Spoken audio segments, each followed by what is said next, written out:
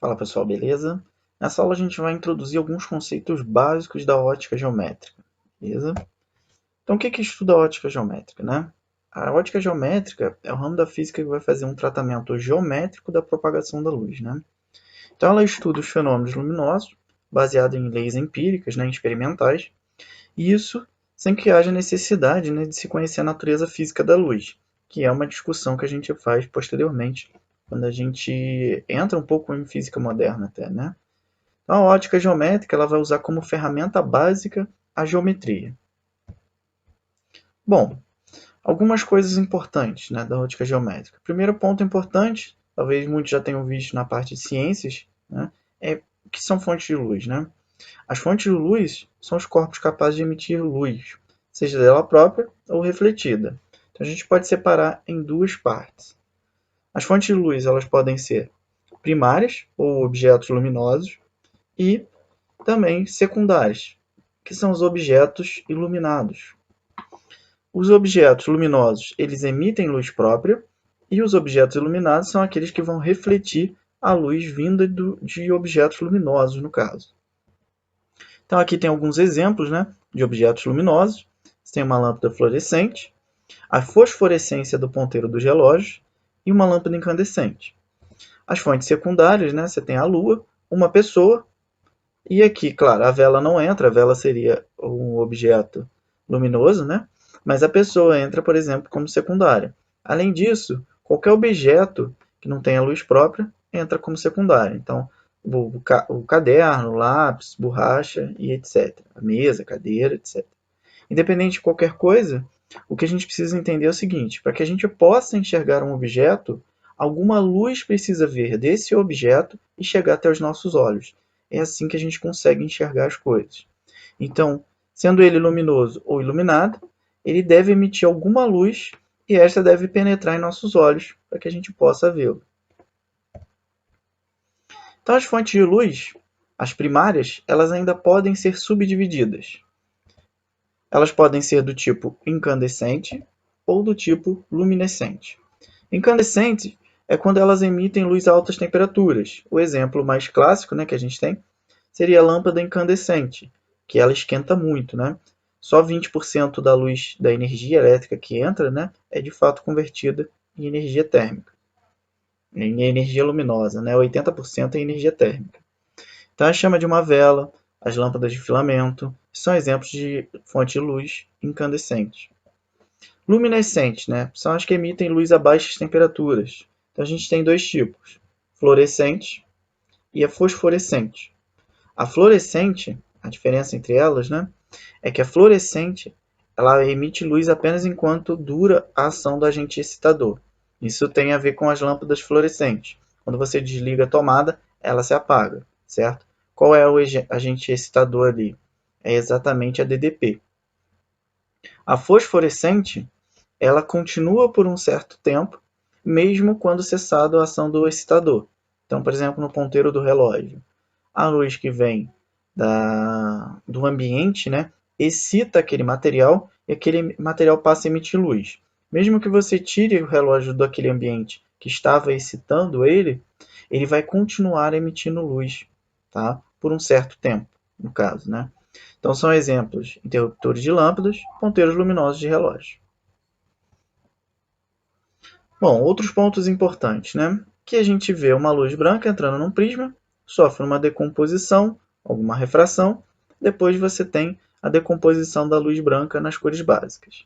Né? Esse é um processo que a gente vai discutir com mais detalhes dentro do estudo da ótica geométrica posteriormente. O que a gente precisa entender agora é qual o significado de dizer, né, luz monocromática ou uma luz convencional policromática.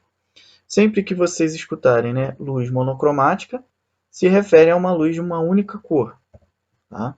E luz policromática seria resultante da composição de luzes de cores diferentes. Então, a luz branca, por exemplo, ela é policromática porque ela é a composição de outras cores. E uma luz monocromática, por exemplo, seria uma luz laser vermelha. A única cor dela, tecnicamente, é o vermelho. Então, é uma luz monocromática. Um outro ponto importante dentro do estudo da ótica geométrica é a definição de ano-luz. Né? O ano-luz é uma unidade astronômica de distância, para, claro, grandes distâncias, né, distâncias astronômicas, e diz o seguinte, né, qual o sentido físico do ano-luz? É a distância que a luz percorre no vácuo em um ano terrestre, então em um ano da Terra. Quanto vale um ano-luz? Se a gente lembra lá da definição, né, de velocidade sobre tempo, então a distância é velocidade vezes tempo. Então o que você quer é a distância que a luz percorre em um ano. Sabendo, né, lembrando que a velocidade da luz é constante e vale 3 vezes 10 a quinta km por segundo. Tá? Então a gente pode fazer uso desses dados. Então a distância vai ser igual à velocidade da luz, que é 3 vezes 10 a quinta km por segundo, vezes aqui é o número de dias, vezes o número de horas, vezes o número de segundos por hora.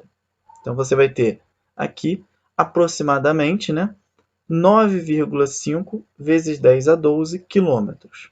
Ou seja, em um ano terrestre, a luz percorre essa distância, 9,5 vezes 10 a 12 quilômetros. E esse é o ano-luz. Por isso que é uma unidade astronômica, porque é um valor bem grande. Então a gente pode entender, né, o ano-luz como sendo essa distância aqui, 9,5 vezes 10 a 12 quilômetros aproximadamente. Então, os raios de luz, né? Como que a gente vai representar a luz em si dentro da ótica geométrica? A gente vai usar o conceito do raio de luz. Então, o raio de luz vai ser uma representação de direção e sentido da propagação da luz. Por exemplo, a gente tem lá a vela, uma certa imagem, né? Tem lá o fogo, esse fogo está emitindo luz, né? Como que a gente pode representar essa luz sendo emitida? Através dos raios de luz. Então, cada seta dessa está indicando o quê? Uma direção e sentido de propagação da luz que sai da chama da vela. Isso seria a definição do raio de luz. Quando a gente tem um conjunto desses raios de luz, por exemplo, numa lanterna, a gente diz que a gente tem um feixe de luz. Tá? Então, o feixe de luz é o conjunto de vários raios de luz, né? De alguns raios de luz. Então, os feixes luminosos eles ainda podem ser classificados em 3 formas possíveis. Né? Aqui, no caso, eles estão convergindo para um ponto, seria o caso de uma lente. Os objetos em si, você tem o quê? Um espalhamento desse feixe luminoso, então divergente, ou paralelo. Então, 3 situações. Ou eles convergem para um ponto, ou eles divergem de um ponto, ou eles ficam paralelos. Então, aqui, por exemplo, nessa imagem a gente vê essas situações, né? Você tem uma fonte primária, você tem as fontes secundárias que simplesmente refletem a luz que chega, certo? Você tem um feixe paralelo, seria a luz entrando pela janela, um feixe divergente que sai da fonte primária, e aí um feixe convergente, por exemplo, uma lupa, que faz esse papel. Tá bom? A gente também pode classificar os objetos quanto à questão de ser opaco, transparente ou translúcido. Então aqui a gente tem, por exemplo, uma palavra física escrita e a gente não consegue ver o finalzinho dessa palavra. Nesse caso, isso é um corpo opaco porque ele está impedindo a passagem da luz. A gente só consegue enxergar o que tem aqui atrás se a luz que está saindo desse objeto chegar aos nossos olhos. Então a representação esquemática seria algo desse tipo. Né?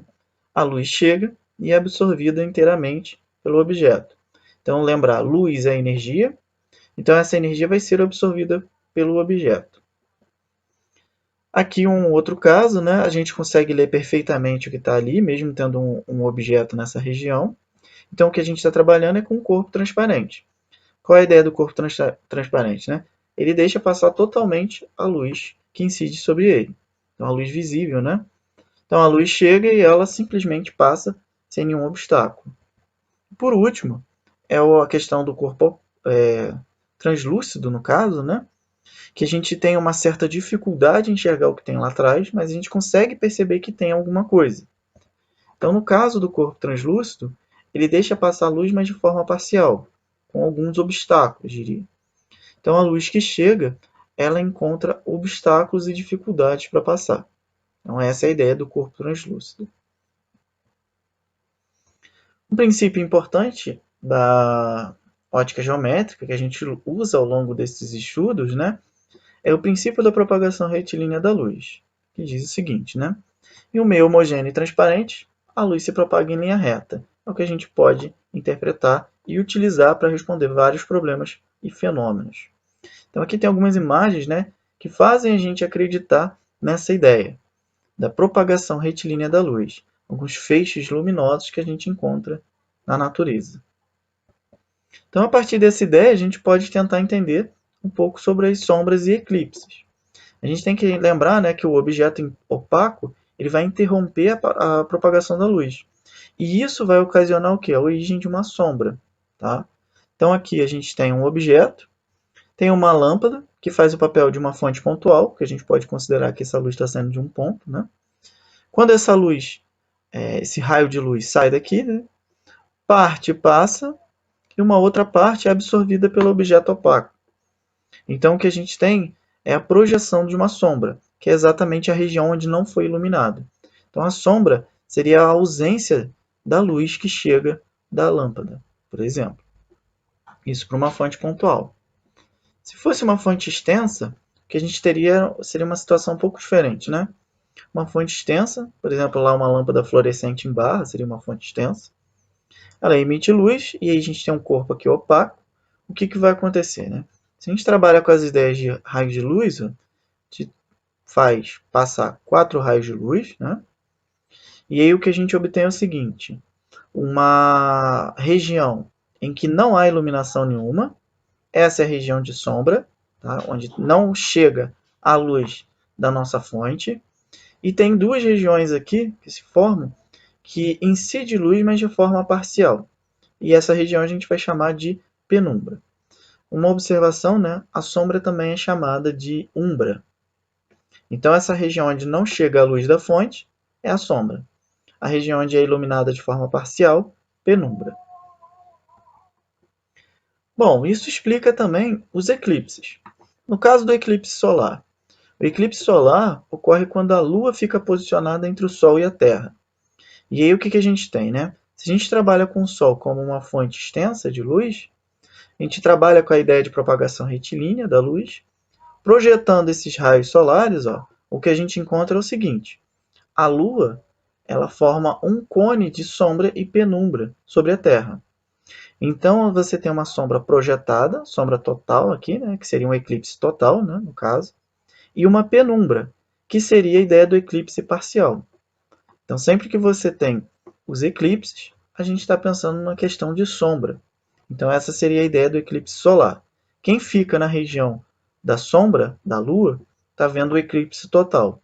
Quem fica na região de cone, né, nesse cone da penumbra, no caso, ele está vendo o eclipse parcial.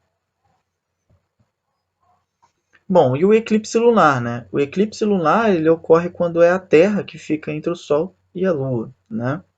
Então, no caso, a gente pensa na propagação retilínea da luz, novamente a gente consegue justificar esse fenômeno. Aí tem duas posições aqui possíveis, né? Por exemplo, a Lua. Em uma posição, ela está totalmente escondida, né? Na sombra da Terra.